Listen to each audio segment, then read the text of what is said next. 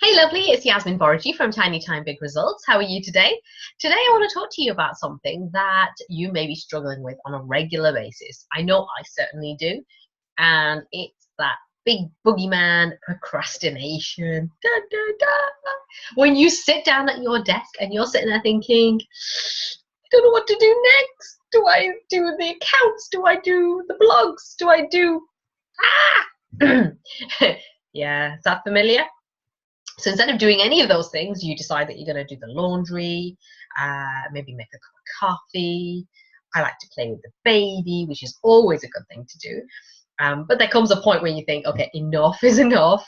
Let's get to it now. Really have to get cracking. So how do you decide what to do? I know I've sat at my desk and looked around and looked at my list and looked at all the things that are floating around in my head and whirling around, and I'll be like, oh my God, I don't know where to start. And it really does feel like you're going round and round and round in circles because you just don't know what to do next. And the problem is that when we have all these ideas, they're floating around like a big swimming pool of ideas, and it's really hard to try and grab any of them and, kind of bed them down and just say, right, sit, I'm going to work on you, because they're just floating around. But here's what I think is we get so focused on the bigness of the project that we forget that we need to break it down. Look at your 3 big goals.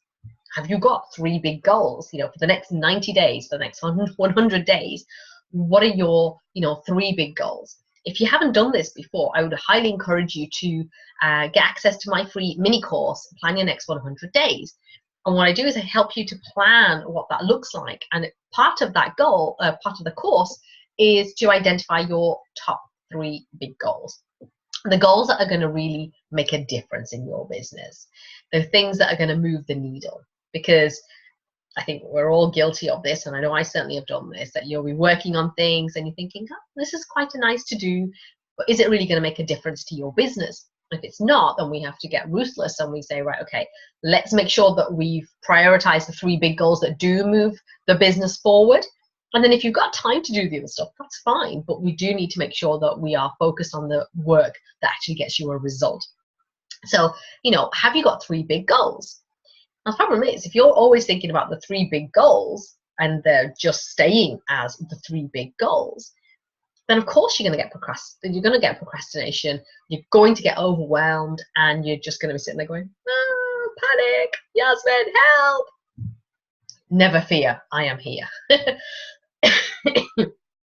So what do you do? Okay, so here's the ta-ta-ta, and I've got my favorite Oprah question that I want you to ask yourself, okay?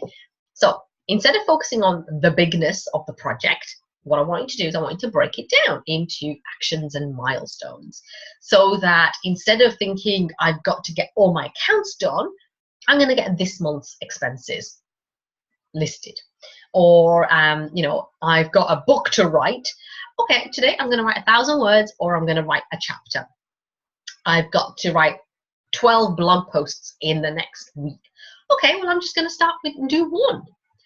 And you see how much easier it feels when you focus on the one thing, and you've broken it down and it's something that is easily doable. And when you're working in tiny pockets of time like you and I are, then that makes all the difference. And actually, it's so much easier to do.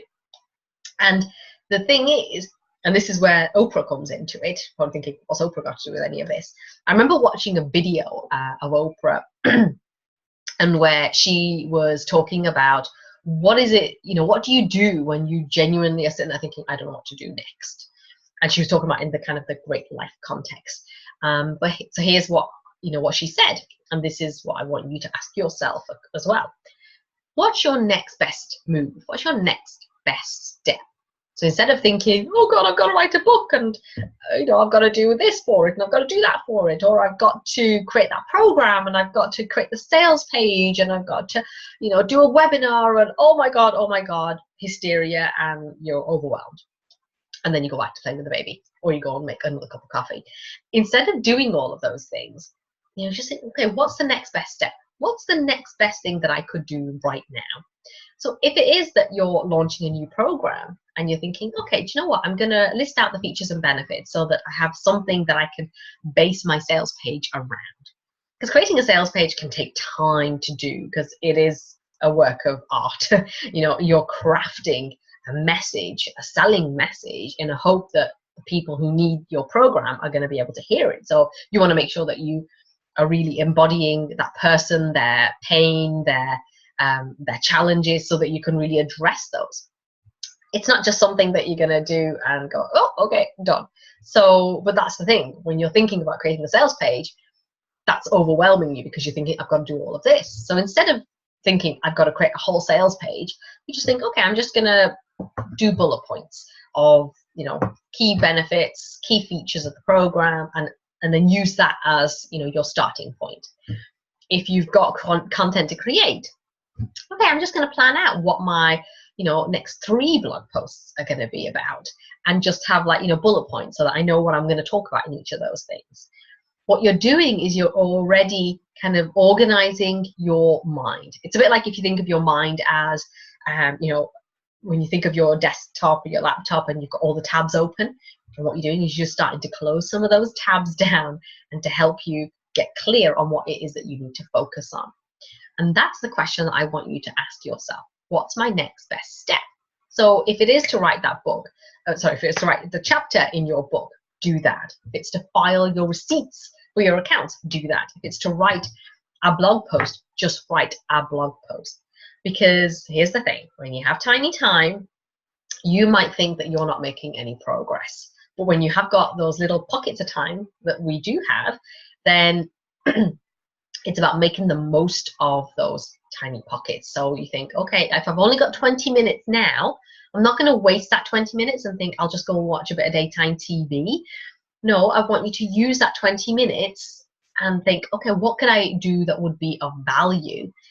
So for me, it would be probably creating some kind of content or mapping out what I want to include in my next email to my community, or you know, working with a client, or, you know, I'll find something that's going to be really meaningful and valuable to do in those 20 minutes.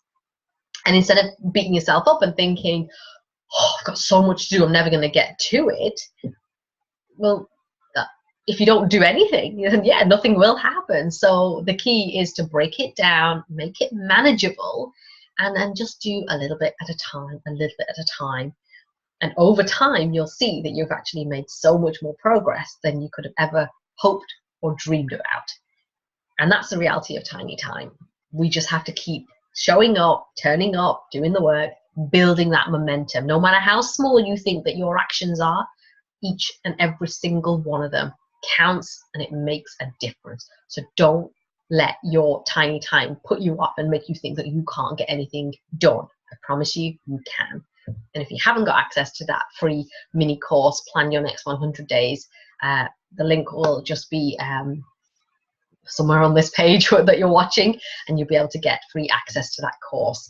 And I'd love to hear what you think. Tell me in the comments and let me know. Will that help you to cure your procrastination? And just keep asking yourself that question. You know, imagine Oprah sitting in front of you and asking you that question. What's your next best step? And then go ahead and do that. I hope that's been useful to you today, and I look forward to seeing you the next time. Take care.